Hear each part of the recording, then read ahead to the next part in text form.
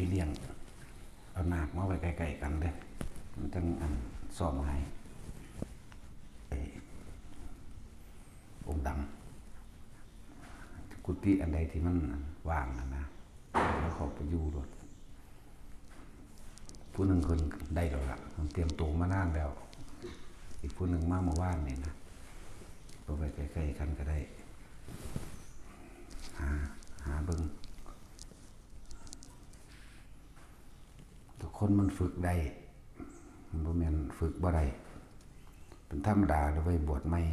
ห่มผ้าก็อุญุอัญญะซะก่อนธรรมดาคือคนเกิดใหม่นี่แหละคนเกิดใหม่ก็บ่มีเสื้อผ้าใส่หรอกพ่อแม่ก็ฝึกหัดใส่ให้อันใดควรกินอันใดบ่ควรกินพ่อแม่ก็คอยประคองบอกสอนอันนี้เป็นเบื่ออันนี้เมา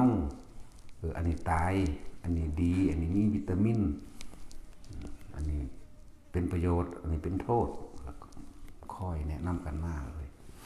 นั่นแหละห่มผ้าก็คอยฝึกกันไปบ่ให้ว่าให้กันทางโลกก็สอนกันไปต่อมากเรียนหนังสือก็ไก่เขาใครในเล่าก็ไล่ไปจวจะอ่านออกส่วนเขียนใดก็พอแห้งอยู่จังว่าคนที่เป็นคู่ต้องจิตใจจะต้องกว้างใหญ่เด้จิตใจกว้างหาประมาณบ่ได้บ่แม่นว่าเขาเฮ็ดบ่ถูกใจสิหายสิด่าเด้แล้วเอามาฝึกบ่แม่นเอาคนที่เป็นแล้วมาที่เป็นแล้วเขาบ่มาดอกการบวชล่ะคือการเกิดใหม่แหละอายะมันติมาชาตินี่มันเป็นธรรมดาเลย ก็สิจบพรหมจรรย์ได้นะที่ว่านั่นแหละค่อยๆฝึกไปมีอย่างเดียวบ่ได้ฝึกบ่ได้สอนแล้วก็บ่มีโรงเรียนพร้อมเสพกามนอนนํกันผัวกับเมียบ่มีโรงเรียนสอนพ่อแม่ก็บ่สอนปู่ย่าตายายบ่สอนแต่เฮ็ดเป็นมานํกันเฮ็ดเป็นนํกันเบิดทุกคนเลยนั่นแหละสิ่งที่บ่สอนแน่นอนอยู่แล้วบ่มีพ่อแม่ผู้ได้สอนดอกแนวจังซั่นมีแต่ปิดบังอายไว้นะส่วนทั้งโลกทำไรไถนาสอนกันโรงเรียนสอนกันอันใดกินได้กินบ่ได้สอนกันอันใดมีประโยชน์โทษกล้วยยังว่าอันนี้กล้วยอีอองกล้วยหอมกล้วยไข่กล้วยตานียังสอนกันนั่นแหละอันนี้ซื้อว่าหมักเผาอันนี้ซื้อว่าหมักฮูอันนี้ซื้อว่ามันเป็นยังบอกยังสอนกันอันนี้ต้นกุ้งต้นกิ๊กอันนี้ต้นย่างใหญ่อันนี้ต้นยางยังสอนกันนั่นแหละการบวชขม่าเฮาก็เหมือนกับการเกิดใหม่บัดนี้ บวชขม่าแล้วเกิดใหม่มาเรียนเอาพระวินัยมาเรียนพระวินัยอันเป็นเครื่องอันใดควรอันใดบ่ควรซะก่อนอันใดเป็นโทษอันใดบ่เป็นโทษคืออาหารการกินนั่นแหละแต่เฮาเป็นเด็กน้อยพ่อแม่ก็สอนอันนี้กินได้อันนี้กินบ่ได้ส่วนทำวินัยพระวินัยก็อันนี้ควรอันนี้บ่ควรเด้อมันเป็นโทษนี่ก็แบบเดียวกันนั่นแหละจังว่าคอยฝึกหัดกันไปใส่เสื้อผ้าก็เหมือนกันแต่เฮาเฮ็ดบ่ทันเป็นใส่หน้าใส่หลังใส่ทางปีนใส่กลับทางมีเบิดห่มผ้าก็เหมือนกันพระเน้นเฮาฝึกไปห่มถึกห่มบ่ถึกเป็นแบบใดบ่ต่างกันดอกนั่นแหละจังว่าบัดนี้ส่วนเรื่องจิตเรื่องใจนี่ก็ต้องอาศัยธรรมะเราเข้ามาแล้วเราก็ศึกษาพระวินัยก่อนพระวินัยเนี่ยเป็นดุจดั่งมารดาคอยรอคอยเลี้ยงบอกอันใดผิดอันใดถูกอันใดควรอันใดบ่ควรอันใดกินได้กินบ่ได้วิธีทำกินก็ยังบอกเนาะเหมือนกันพระวินัยกับวิธีกินก็ยังต้องบอกก่อนต้องพิจารณาอาหารก่อนวิธีใส่เสื้อผ้าพระวินัยเฮาก็เหมือนกันต้องอธิษฐานใส่ก่อนเด้อนะให้การพิจารณาปฏิสังขายโยนิโสจีวรังก็ว่าไปต้องพิจารณานั่นแหละทั้งโลกก็เหมือนกันทั้งเขามั่นนี่ก็เหมือนกันทางธรรมก็เหมือนกันนั่นแหละ ก็ต้องคอยแนะนำกันไปก็จะเข้าใจชีวิตนะส่วนจิตนี่มันกันต้องอาศัยธรรมะแบบนี้ต้องอาศัยความจริงพระวินัยเป็นดุจดังมารดาส่วนพระบิดาเป็นคือธรรมคือความจริงสิ่งอื่นมาธรรมวินัยเป็นพ่อเป็นแม่เฮาบัดนี้เฮาเกิดใหม่แล้วนั่นแหละค่อยๆฝึกหัดเรียนไปสิ่งที่บ่ต้องบอกต้องสอนมีวิธีมีอันเดียวเจ็บกามบ่มีโรงเรียนบ่มีไผบอกเป็นเบิดแปลกประหลาดว่าล่ะแต่ว่าอาหารการกินกันบอกกัน อันนี้ตายเบื่ออันนี้เมาอันนี้ต้องประกอบกันเอาอันนี้ประกอบกันกับอันนี้มีหัวตะไคร้มีข่ามีขิงมีใบมะกรูดดับข้าวต้มเป็ดต้มไก่เขาว่าต้มปลาเขาว่าเห็นบ่ล่ะสั่นแล้วพระวินัยก็เหมือนกันอันนี้ควรอันนี้บ่ควรเด้ออันนี้ผิดต้องแสดงอาบัติความบริสุทธิ์อันนั้นอันนี้แหละจังว่าเฮาเหมือนคนเกิดใหม่เด้นั่นแหละอันนี้ยังหลักอายะมันติมาบ่แม่นด้วยอริยชาติยาชาโตชาตินาภิชานามินี่ตั้งแต่ข้าพเจ้าเกิดมาโดยอริยชาติคือเลื่อนว่ามาเกิดโดยอริยชาติเป็นชาติของอริยะเป็นชาติของผู้บ่เบียดเบียนเพื่อเฮาบ่เบียดเบียนสัตว์เล็กสัตว์น้อยสัตว์ใหญ่ก็แล้วแต่ถึงคนบุคคลสัตว์ทั้งหลายก็บ่เบียดเบียนก็บ่ลักก็บ่ตัวบ่ต้มบ่โกหกบ่ข่มขืนบังคับข่มเหงใจไผบ่กินเหล้าเมายานี่เขาก็มาคอยบอกคอยสอนกันธรรมดาสิว่าเอาตะแกนมันเลยก็บ่ได้ดอกแต่ต้นไม้ก็ยังอาศัยรากแก้วยังอาศัยใบอาศัยเปลือกกับพี่จนถึงแก่นได้ส่วนการบำรุงสิเป็นหมากเป็นผลก็อาศัยความเพียรความพยายามของตนนั่นแหละแต่เขารู้แล้วเขาบรรลุแล้วเขาบ่มาบวชเด้ว่าเขาค่อยๆประคองกันไปนะให้เป็นรุดดังว่าใจเจ้าของเองตะกี้เขาก็ยังบ่รู้คือกันนั่นแหละจังว่าผู้เป็นครูเป็นอาจารย์ผู้เป็นพระปีเลี้ยงก็ต้องเป็นครูเป็นอาจารย์เหมือนกันเหมือนเป็นพี่ชายไงสิผู้บวชก่อนก็เป็นพี่ชายได้บริเกี่ยวกับอายุทั้งโลกได้บัด80 ปีก็สร้างเจ้าบวชเดี๋ยวนี้เจ้าก็ต้องเป็นน้องหลาพระโมคคัลลาภาษาลิบุตรจังซี่เป็นพี่ชายไงนะว่าพวกเขาคอยประคับประคองกันไปบ่ว่าหญิงบ่ว่าชายเลยทำบ่มีหญิงบ่มีชายเกิดตายเสมอกันความละกิเลสตัณหากับบ่ว่าหญิงบ่ว่าชายละกันละอันเดียวกันละยอดของทำไปทั้งเบิดนะครับถ้าเข้าใจโทษของกามใดกับกามตัวเดียวกันบ่ว่าหญิงบ่ว่าชายถ้ามันละกามใดบ่มีชายบ่มีหญิงนั่นแหละจังมาละจังมาเข้าใจสุดยอดของปัญญาอนิจจังกับอนัตตาเท่านั้นแหละแต่เขาเข้าใจดีแล้วเขาก็หาเครื่องอยู่เท่านั้นแหละเข้าใจย่อมรับรู้โทษรู้คุณอันใดเป็นประโยชน์เหตุ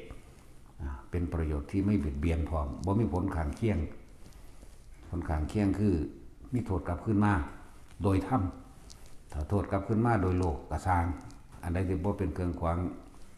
มรรคผลนิพพานแหละครับเหตุเลยบ่ได้สนใจคนเพราะว่าคนธรรมดาแปลว่าบุญแปลว่าไหว้คนแปลว่าบุญไหว้เอาแต่ใจเจ้าของเองนั่นแหละก็เรียนรู้กันไปเรื่อยๆนั่นแหละพอทุกคนมีวันสุดท้ายสิเหลือตะลุกท้ายติดไว้ข้างฝาเท่านั้นแหละตายพอดีมรณานุสตินี่แปลว่านึกถึงความตายกับอุปสมานุสตินี่ใกล้ๆกันนึงเด้ถ้ากายตายใดใจตายใดเป็นอันว่านิพพานเท่านั้นเด้นึกถึงหม่องมันสุดท้ายแน่ก่อนที่บู่ว่ามก่อนที่รังแกข่มเหงก่อนที่โมโหให้คนนั้นคนนี้บ่ได้ดังใจมันก็แค่นั้นแหละบ่ได้แต่เกิดมาเพียงแค่หากินเพียงแค่รอวันตายเกิดมาหากินซ้ำตายแล้วเฮาได้สละ ความโลภขึ้นแก่โลกหรือยังสละความเห็นแก่โตขึ้นแก่โลกหรือยังเฮายังเป็นของขี้ดินอยู่ยังเป็นเจ้าของบ้านหลังใหญ่เจ้าของที่ดินกว้างใหญ่เจ้าของเงินแสนเงินล้านอยู่บ่มีไผเอาไปได้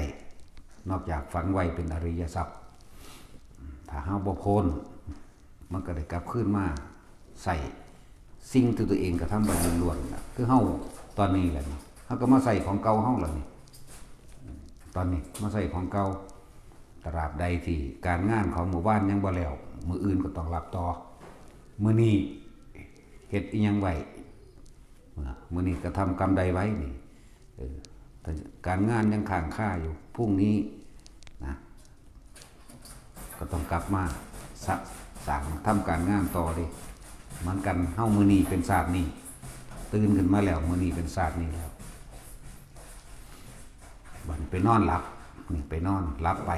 บ่ต่างจากตายเด้นอนหลับแล้วแต่มันตื่นขึ้นมาก็ต้องมาสะสางงานของเมื่อวานนี่เลยจึงว่าชาติก่อนทำกรรมใดไว้ชาตินี้รับผลกรรมนั้นชาติหน้ารับผลกรรมใดเพราะชาตินี้ทำผลกรรมนั้นฉะนั้นให้เฮ็ดปัจจุบันให้ดีที่สุดมันจังสิบ่ได้มาหลับใส่กรรมเก่าสมบัติอกุศลกรรมก็เป็นสมบัติเฮากุศลกรรมก็เป็นสมบัติเฮาเห็นให้มันชัดเจนคืออย่าหยุดยังก็ดีแค่นั้นแหละยังก็ดีเศรษฐีเขาทุกข์ก็เฮาเด้อบ่สะอ่อนเลยพวกเศรษฐีเงินล้านเงินหลายๆแสนล้านเขาจะเอาสิ่งนั้นไปนำบ่ได้ดอกถ้าเขาสร้างประโยชน์จึงจะเอาไปได้สร้างประโยชน์จึงจะเอาไปได้นั่นแหละโชติกะเศรษฐี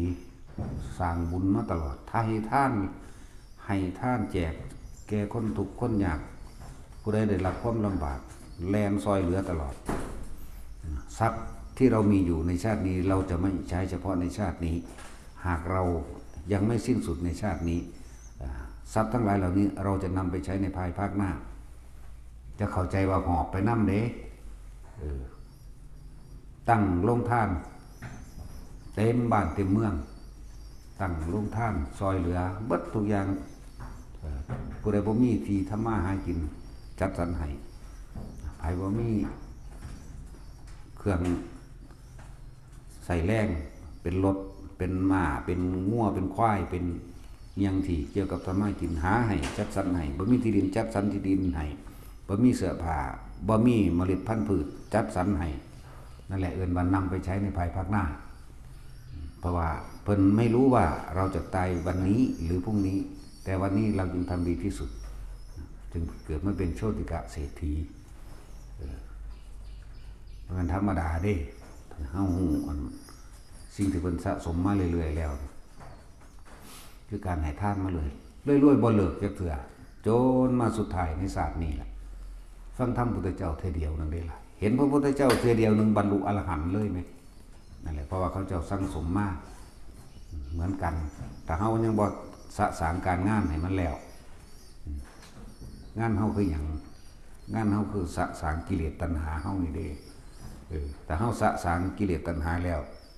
บ่มีเป็นบ่มีตายบ่มีเกิดบ่มีดับก็แล้วกันนะบ่ต้องกลับมา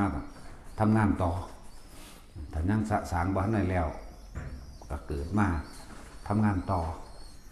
เหมือนกันกับมื้อนี้เฮ็ดหยังไว้บ่แล้วไปนอนหลับเสือกตายซะจักสิบัดนี้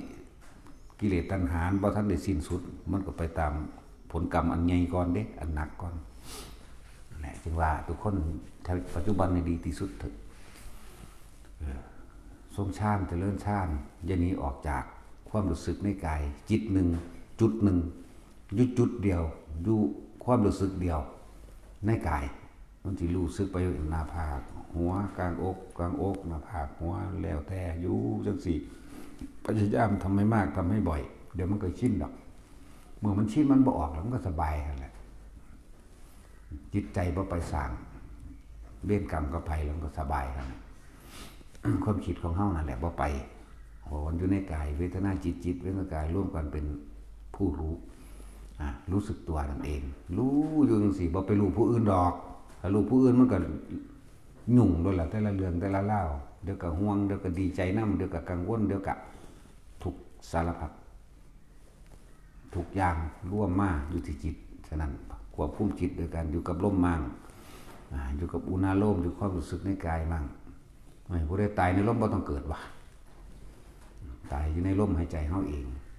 ความคิดทั้งบ่หนีจากลมไหมพอเข้าใจว่าล่ะความคิดบ่หนีจากลมบ่มีรูปร่างบ่มีตัวตนจิตจึงไม่มีที่ตั้งอย่างน้อยก็เป็นพรหมสุทธาวาสพุทธเอาได้ไหมนั่นแหละพอ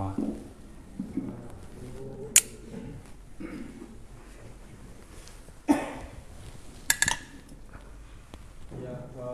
วาริวหาปุราปาริปุเรนติสาคารังเอวะเมวะอิโต